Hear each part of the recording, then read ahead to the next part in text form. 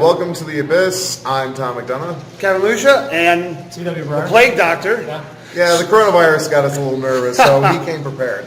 So we braved the coronavirus to check out The Invisible Man, starring Elizabeth Moss, and who was the other one? She was the Elizabeth star. Moss, yeah. Elizabeth Moss. Yeah. Everyone else was secondary. So what are our thoughts about The Invisible Man? Tom, why don't you go first? Well, I liked it. Now, it started off with horror movie elements, but definitely turned into a thriller really quick, along with mystery solving as well. So definitely worth a watch. It was interesting that you mentioned that too, based on our first clip for Into the Abyss, talking about what is thriller, what is horror. I've seen a lot of people on Facebook commenting on that, and this is a good example of a movie that incorporates both. Chuck, what do you have to say? Yeah, I'd say it definitely falls into the thriller category, but I mean, they're cousins. It really gets down to it's not a supernatural element; it's more of a science fiction story. Yep. So that's where the thriller comes in, but the vibes are all there for horror. So how did you like it? I did. I thought it was a very good progression. I thought Moss did it. Elizabeth Moss, right? Yeah, Elizabeth Not Moss. Elizabeth Moss. She was fantastic. She did does a very good looking job. crazy very well. I mean, she looks crazy. She played it up. I thought there was a lot of really good decisions in the script. There was a lot of good progressions that were there with characters acting very realistically. Yeah, absolutely. And I enjoyed it. It was an excellent movie. I have seen a lot of people on Facebook call it groundbreaking. I'm going to be a little nitpicky, and I'm not going to call it groundbreaking. I usually reserve that for movies that change the landscape of cinema. For example, Star Wars totally changed the way they did special effects. Same thing with The Matrix.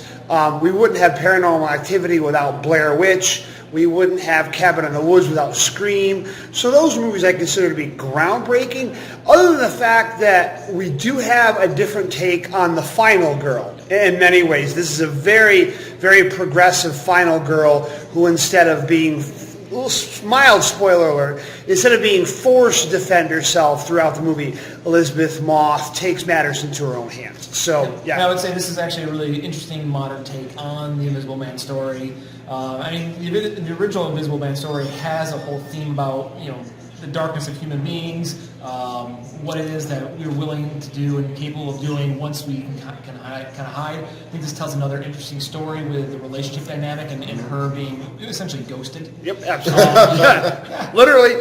But no, it's fantastic, and I know that they, after the success of this so far, they want to do other modern takes. Frankenstein is one. I can't remember who it was I heard, but Frankenstein. Yep. So I think if they can do something of this quality, it's thrilled to hear what else they can do with some of those classic monsters. Yeah, absolutely. Yeah, it's funny. I was talking to Kevin. I said it's a little familiar to me.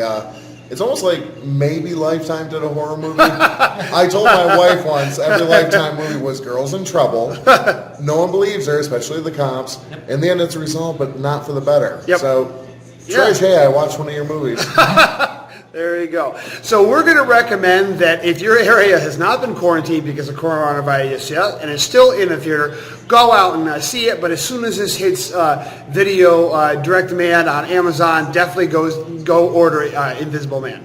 And get your Plague Doctor costume. That's right. And get 6 feet away from me. Yeah, exactly.